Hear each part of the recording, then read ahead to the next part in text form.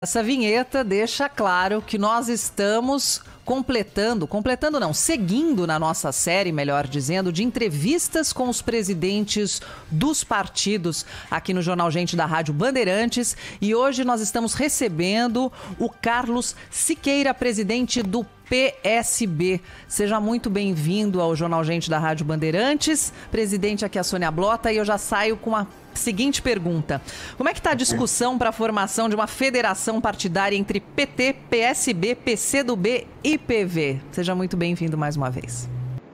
Bom dia, Sônia. Bom dia, Pedro Campos. Bom dia a todos os ouvintes da Rádio Bandeirantes.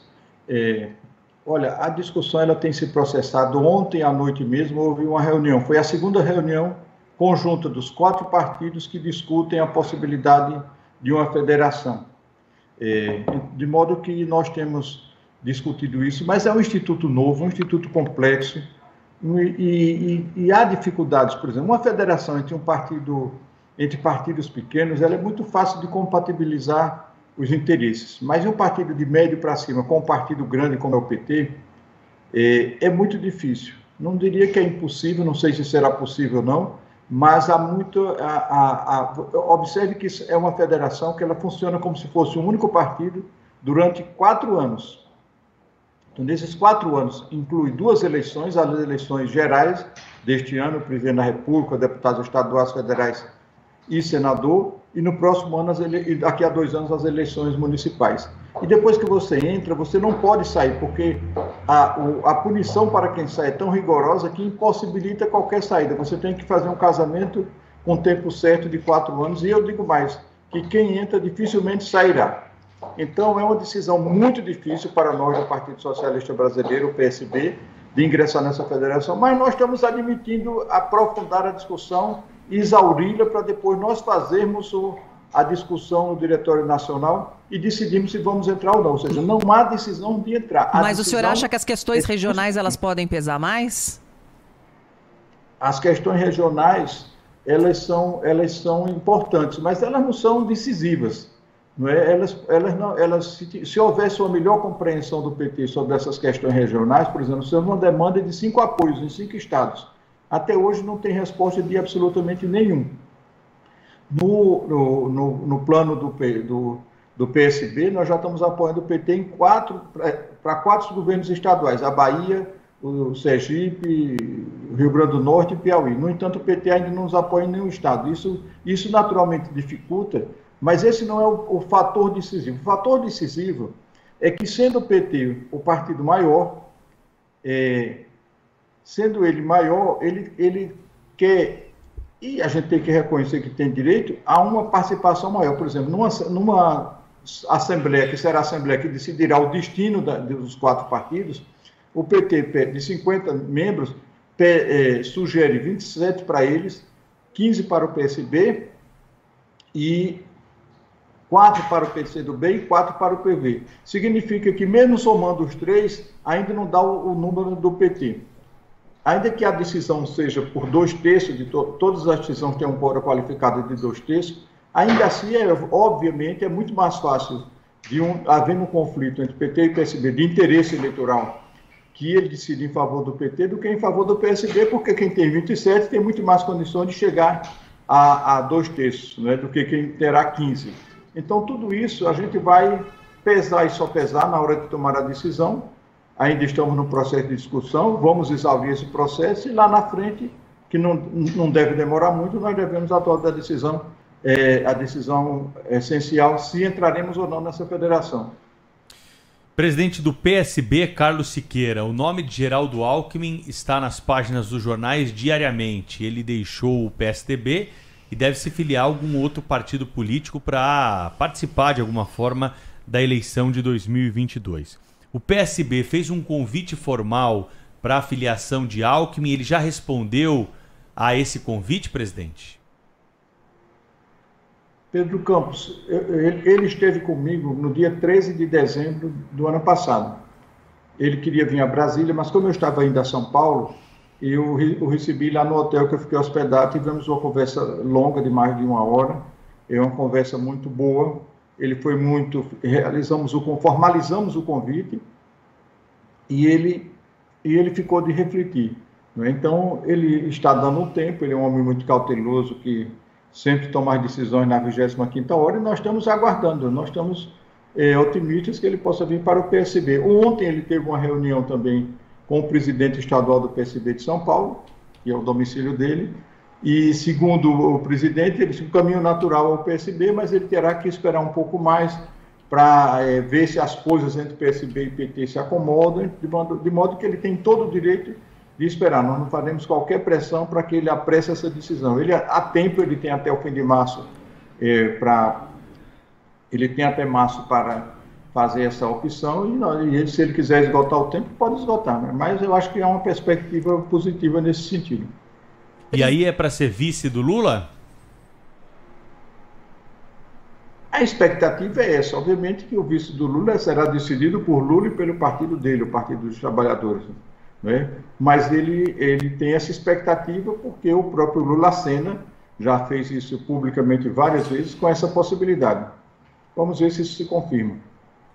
Presidente, agora falando um pouco do quadro eleitoral em São Paulo, o PT parece não abrir mão da candidatura de Fernando Haddad. E agora o deputado Marcelo Freixo, que é pré-candidato do PSB ao governo do Rio de Janeiro, deu uma declaração favorável à candidatura de Haddad. E como é que fica a pré-candidatura de Márcio França? Veja, eu já disse e repito, reitero todas as vezes que me perguntaram. O Márcio França, o ex-governador Márcio França, só não será candidato a governador de São Paulo se ele não desejar. E ele deseja e me reitera diariamente isso, que quer ser candidato, e se ele quer, ele será. O PSB tem o direito de ter seu candidato, o PT também. Se o PT não quiser, e eu digo mais assim, eu acho que o Márcio tem muito mais, potencialmente tem muito melhores condições de ganhar essa eleição do que o Haddad. Veja, o PT disputou as eleições de São Paulo, ao governo de São Paulo, desde a redemocratização há quase 35 anos.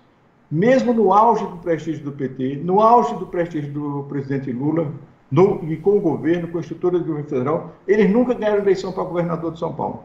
Agora, com o grau de rejeição que tem o PT, sobretudo em São Paulo, eu não creio que ele tenha condições de alargar uma frente que possa lhe assegurar a vitória. E Márcio França já provou, porque disputou o governo de São Paulo no momento do auge do bolsonarismo, onde o bolsonarismo, sobretudo em São Paulo, teve uma presença e uma votação estupenda e perdeu a eleição por pouco mais de 300 mil votos. Então, eu penso que ele tem melhores condições potenciais. Agora, se o PT não compreender isso e achar que o objetivo dele, além de querer ganhar a presidência da República, tem que ganhar os governos estaduais e disputar com o seu principal aliado, governos estaduais, é um direito do PT. Nós também temos o direito de cuidar da nossa vida e o PT dele. O PT decide o que deseja, mas nós já sabemos o que vamos fazer. Nós estamos conversando com o Carlos Siqueira, presidente do PSB, na série de entrevistas com candidatos, ou melhor, com presidentes, né, de partidos que vão lançar candidatos aí nesta eleição de 2022. Presidente, o modelo de financiamento eleitoral do Brasil vigente é o modelo de financiamento público. O presidente Jair Bolsonaro sancionou 5 bilhões de reais para colocar nas mãos dos partidos políticos para que a eleição possa ser realizada e a propaganda política possa acontecer. O senhor é favorável a esse modelo de financiamento das campanhas?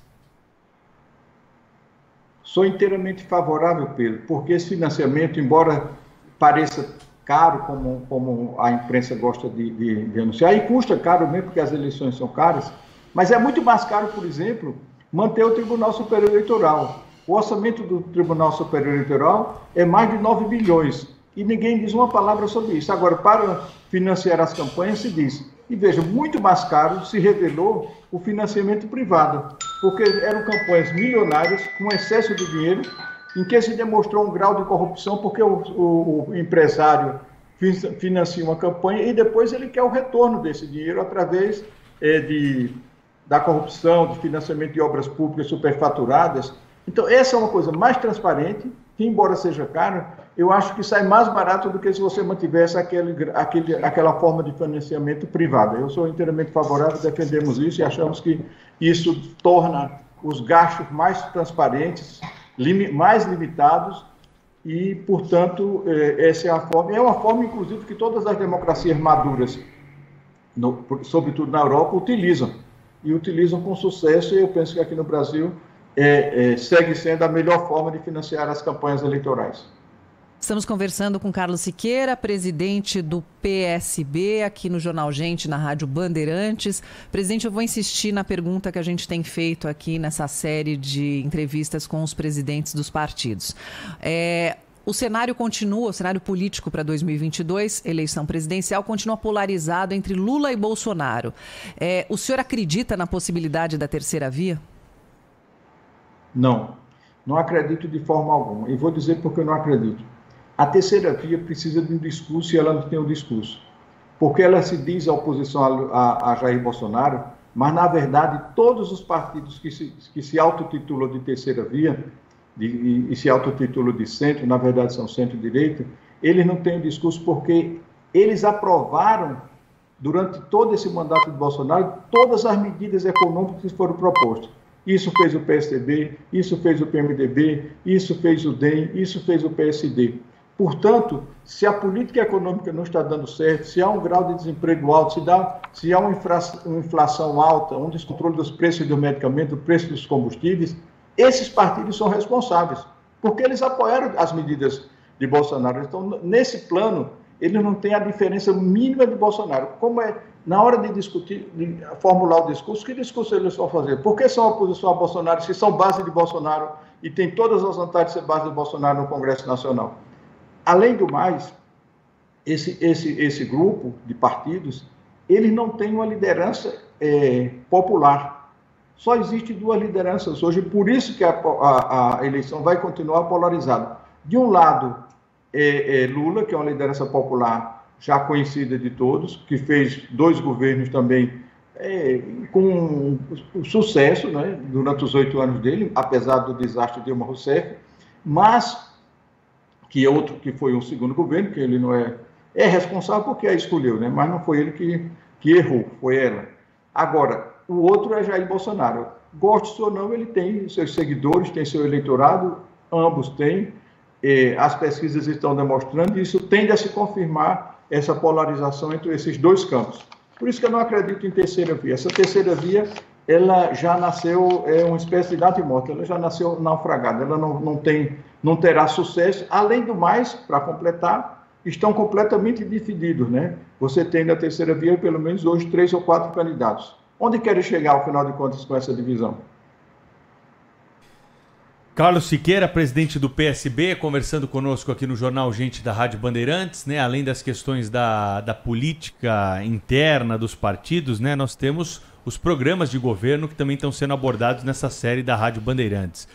O senhor acredita que é preciso trazer algum outro tipo de projeto para o país? O que o senhor destaca como importante para a discussão nessa campanha eleitoral, para trazer para o eleitor exatamente aquilo que os partidos defendem, os candidatos defendem, um assunto que na avaliação do senhor não pode faltar nessa eleição de 2022? Olha, você agora fez a pergunta mais importante. Porque eleição e política e partido político não é um fim em si mesmo. Os partidos, as eleições ocorrem e devem ter objetivos e objetivos claros, que são seus programas, o que é que ele vai executar, quais são as políticas públicas que eles vão querer. Um ponto central que eu coloco aqui, que é fundamental para a democracia brasileira, para o Brasil, inicialmente, é uma profunda reforma política. O senhor Jair Bolsonaro é fruto de um desgaste profundo de um sistema político corrompido, carcomido, superado, que admitiu uma pulverização excessiva de partidos, que eu não sei para que o Brasil quer tantos partidos políticos, porque definitivamente não se precisa disto.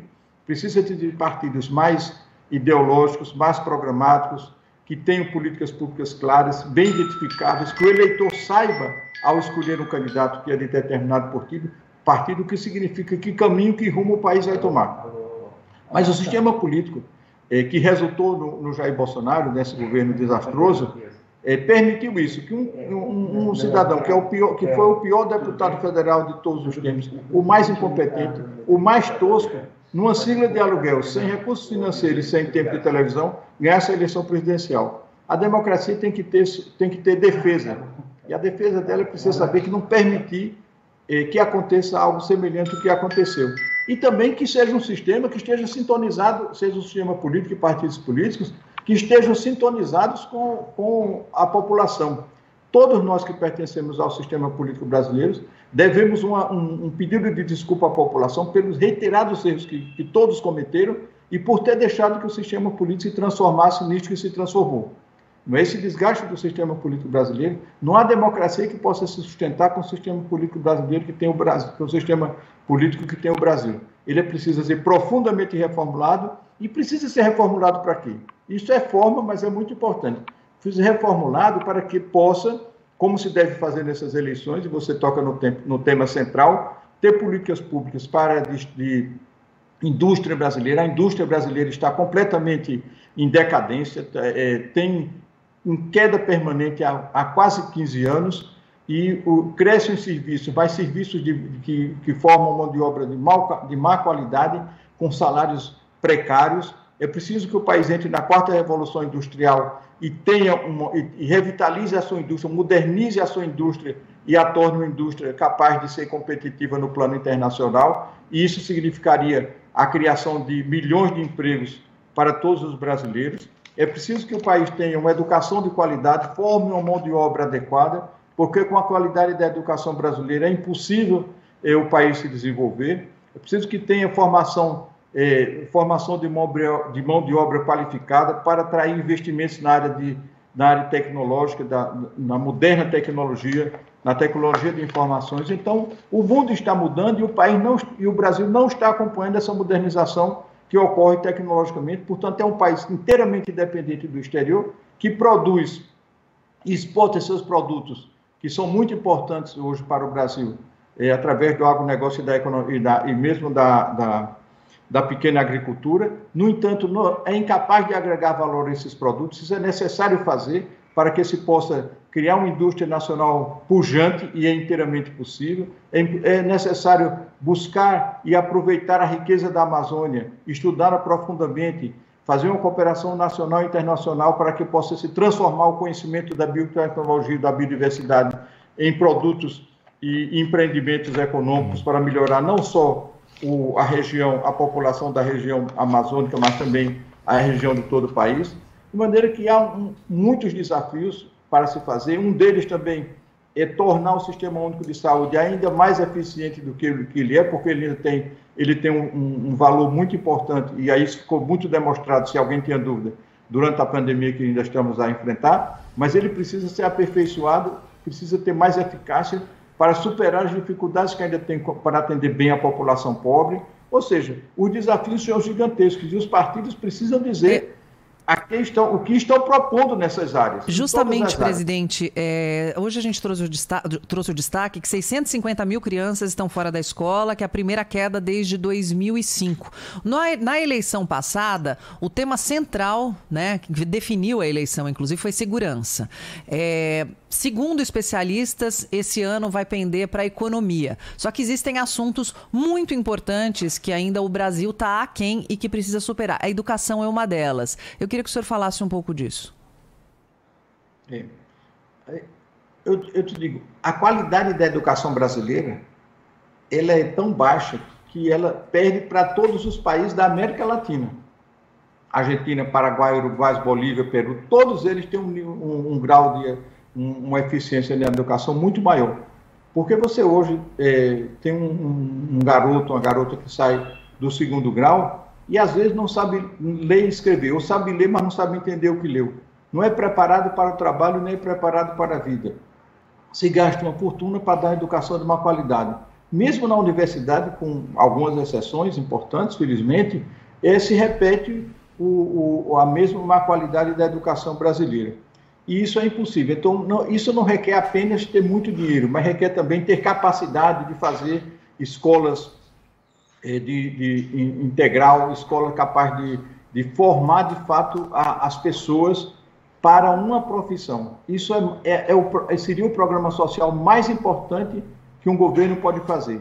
É oferecer de forma gratuita, sobretudo o ensino básico, porque se faz o ensino básico de má qualidade, como se faz atualmente no Brasil, a criança ou depois o jovem, ele não tem condições de progredir e se formar e ter uma boa formação profissional. Porque se ele não fez o ensino básico, digamos assim, as questões bem feito, ele não tem como progredir daí para frente nos outros níveis de ensino. E é o que acontece no Brasil, infelizmente. Se colocou todo mundo na escola, embora você tenha dado um dado aí que ele é preocupante, eu acho que aí decorre muito do fator pandemia, mas independente do fator pandemia, a qualidade do ensino brasileiro ela é inaceitável. E não há país que se desenvolva sem formar adequadamente a sua juventude e a sua população. E por isso precisa muito bem de ter uma boa formação para os professores, uma boa formação para os alunos. Sim. E de ter investimento. Nós estamos perdendo investimento na educação, nós estamos perdendo investimento na área de ciência, tecnologia e inovação. Só o ano passado o governo cortou 600 milhões de reais de ciência, tecnologia e inovação, que tem tudo a ver com a educação, porque estamos vivendo no mundo da informação, no mundo da tecnologia, que se desenvolve rapidamente, e o Brasil é um país inteiramente dependente de importação de produtos tecnológicos. Então, há um fator, a escola integral, eu só tenho um único estado brasileiro que a escola integral vai estar presente em todos os municípios, ainda até o final deste ano, que é Pernambuco. Todos os estados, inclusive os mais ricos, já deviam ter feito isso, porque isso permite melhorar bastante a qualidade do ensino, mas isso ainda não aconteceu, infelizmente. De modo que esse é um grande desafio e não há desenvolvimento possível sem uma educação de qualidade para todos, certo? Para todas as classes sociais. Presidente Carlos Siqueira, estouramos nosso tempo aqui. Muito obrigado pelas suas explicações aqui, por participar conosco dessa série de entrevistas com presidentes de partidos políticos do Jornal Gente da Rádio Bandeirantes. Voltaremos a conversar numa próxima oportunidade. Um abraço, viu? Bom dia, Pedro. Bom dia, Sônia. Um abraço. Foi um prazer falar com vocês e com seus ouvintes. Um abraço. Bom trabalho.